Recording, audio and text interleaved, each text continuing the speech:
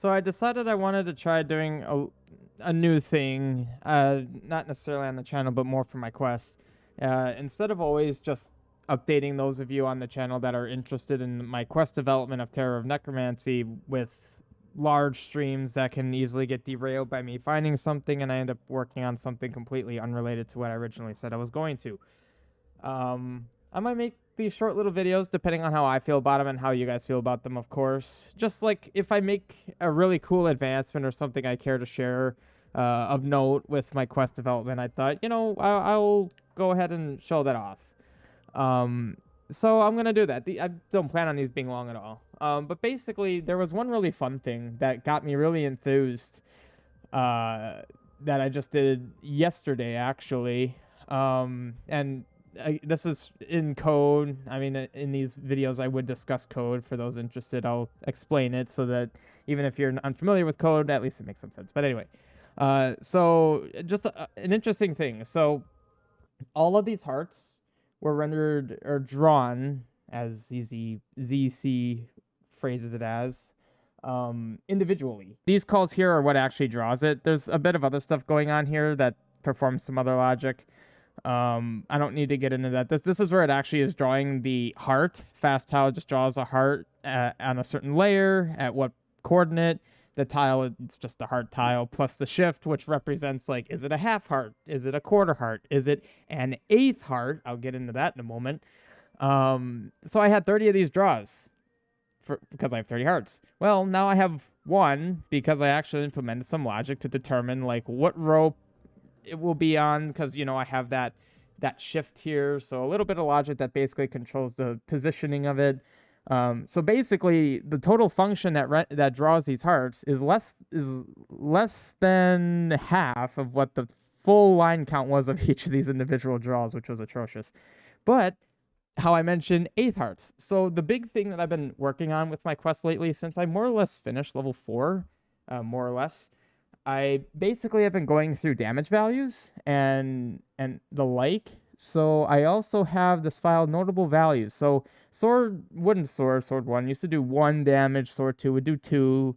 And for those of you that have played my previous demos will know that, this is quiet, will know that the candle was always so OP for like basically the whole game thus far, because it did 2 damage when the sword did 1. But of course, 2 is twice as powerful as 1, and you just can't really split that down. So I used the sword as base, like a base reference, and it's 5. So now candle does 7, which is what I currently have it at. These are subject to change depending on balancing and whatnot, but these are the values I found worked really nice. A lot of these items I won't see for ages in development, but just to kind of put something out there and I can modify as I go. But now that it's 5, I can make candle do 7. Arrow 1 I also had do 7. I might modify that slightly, but like I can make things change slightly. It's like that the level 1 hammer is slightly weaker than level 2 sword, but it's still substantially stronger than the level 1 sword. So that makes it very easy to like work with varying values and just help with balancing all around.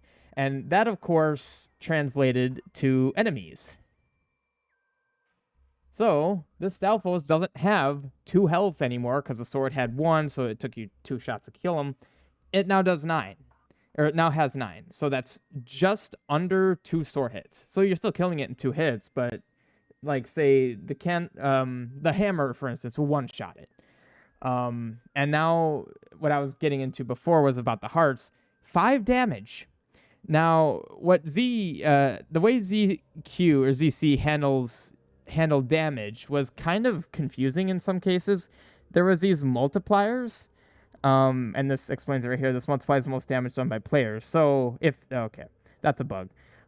If the sword, say, did 1, and this was 2 by default, you even see here, HP per heart default was 16.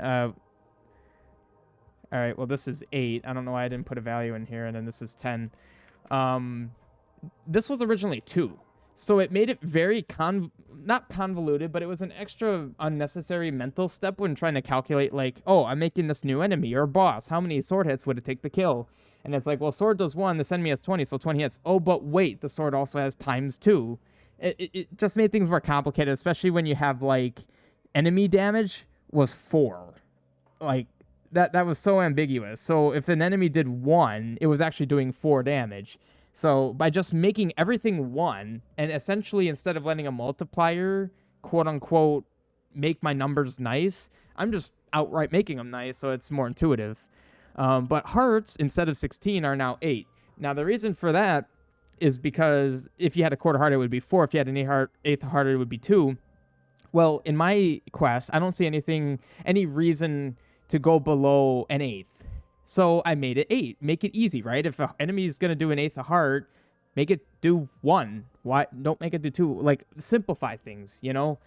But now, for those of you who have played my demos, will think 8, like 8th heart, that wasn't a thing. It is now. So now that HP per heart is 8, and also MP per block is 10, I'll get into that in a little bit. This math basically ultimately calculates and applies a shift based on how much health you have. And especially because I simplified the numbers, it's much easier to test too. Like, there was always some slight doubt in the previous system that the damage enemies were doing was actually what it should be. Like, what was represented in the hearts and the damage they were doing was slightly off, I felt like. But here, like, especially with the Stalfos doing 5, and I could even demonstrate that. So the Stalfos does 5, so that would be 5/8. So green mail, so this should do 5/8. Hey, look at... oh, my difficulty. Oh, I don't know if I'll leave in the fact that I just got confused, but maybe I will. I was confused because, yeah, I also have the difficulty that modifies the value slightly. So it's intuitive if I'm in normal. Because if I'm in normal, now it'll do... Yeah, see, that's not quite a quarter. The other cool thing that I've modified, and it was something that I kind of avoided for a long time, just considering how complicated it would be, is my magic. This is the logic that handles my magic filling. There's actually more up here. Yeah, so that's where site of parts is. Magic meter. So I modified the values of the magic containers to 10, which did also make the math easier for testing to make sure it works. So if I had, say, the wand do 2, then I knew that, well, if I have 10, 5 casts, make it really easy to test that way. But basically, I added a bit of not super complex stuff. There's a lot of verbosity here. I could have made this a lot nicer, but it makes it a lot easier to know or to see what's going on. But basically, and again, I guess all of this video won't make any sense unless you have context of previous versions of my quest.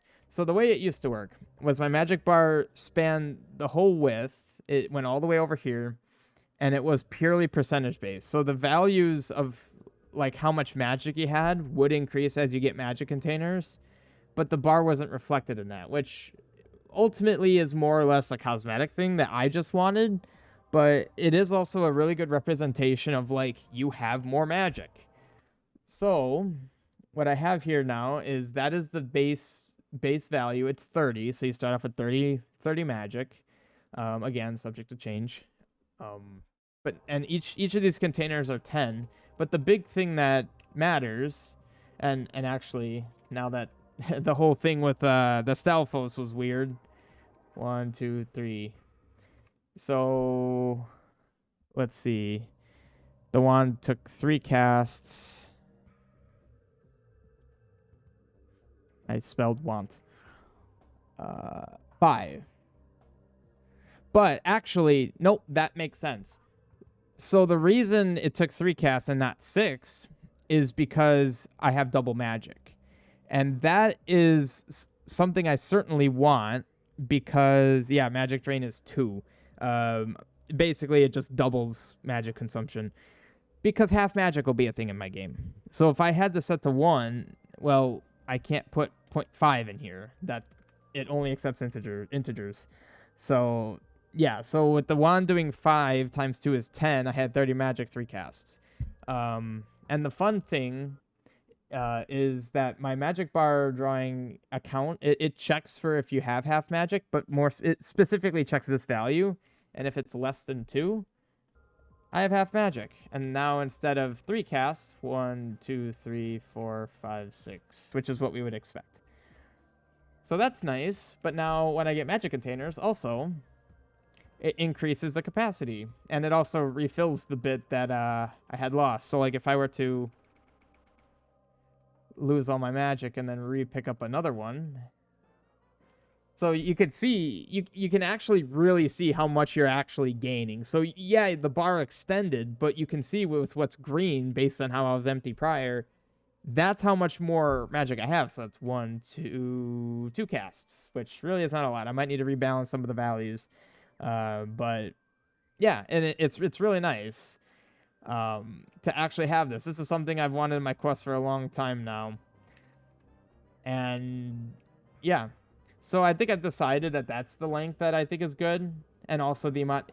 I also wanted it based on like so right now I have 100. I think 100 will be a good amount to have for the whole quest, especially with half magic. So 20 casts with the base wand. I think that's reasonable. I mean, of course, I don't have any protective logic to prevent you from just going off screen, but that's easy. I'll just make sure not to give you too many. And then of course I've been modifying. I went through all of my enemies last night, which is a lot of enemies. I went through all their defenses, gave them nice defenses, because a lot of enemies, especially bosses, which was bad, I kind of just didn't do them, and that's not good. Enemies should have certain defenses.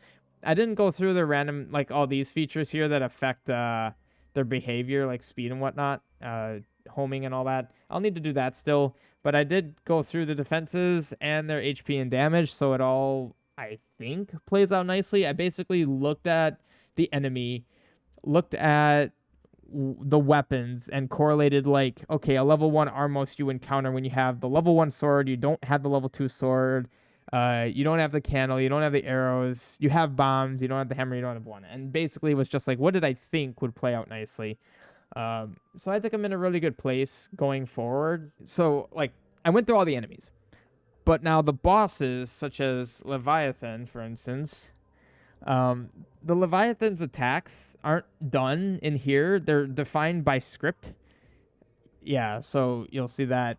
And by the way, that's not actually how much health the head has. It's basically just a health pool that the body will pull off of. I forget exactly why it doesn't actually have that much health. It actually has what is currently 700.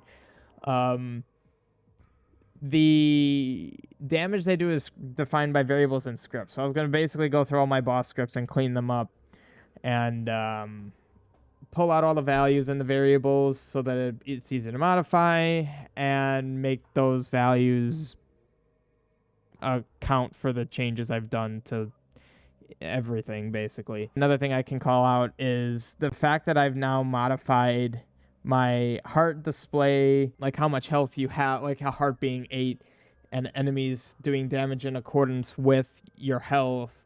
I noticed with rings that you'd get, it wasn't being properly represented. There was some weird behavior even just with the blue ring, but now all of that should be completely mitigated. Like even here, so let's see, Astolfos does how much? It does 5. And then let's see, the red ring has that. So I think it's that you take 60%. Yeah, so it's multiplied by that. So it would be 5 times 60. So I already established I can't do math. So now the Astolfos also do 3. So it should do 3/8 to Link. That's half. I keep forgetting the default for this is hard. Normal is base level. Interesting that it actually reflected in my health. Huh. Not that that matters, because you'll never lose rings. Okay, 3/8. It actually did the proper thing. I think it did the proper thing before. I'm just losing my mind. But yeah, so I hope that this is something that'll interest at least some of you out there. Instead of always just doing dev streams where I prefer this much more because I can't focus during some of those streams and I can't like get in the zone. Whereas here, I could just do like a 10, 15 minute video, hopefully less, and just kind of update those of you interested, like, here's what's going on, big advancements. In summary, my hearts are refined and support 8th hearts now. My magic bar is more aligned with most other quests, but also I just like how I have more control over it. It's no longer a black box where it's like, oh, this just does stuff and touching anything breaks it. No, I now understand entirely how it works, so if I need to make changes in the future, I can. All damage values have been updated. All health values have been updated to be more extendable for the rest of my quest, to the point where I don't think I'll need to go through any major changes in terms of damage or health at any point again in the future of this quest. I think it's well supportive. I think setting 5 as a baseline was good, and I'll be in good shape for the rest of my duration of my quest. Yeah, so thank you for watching. Goodbye.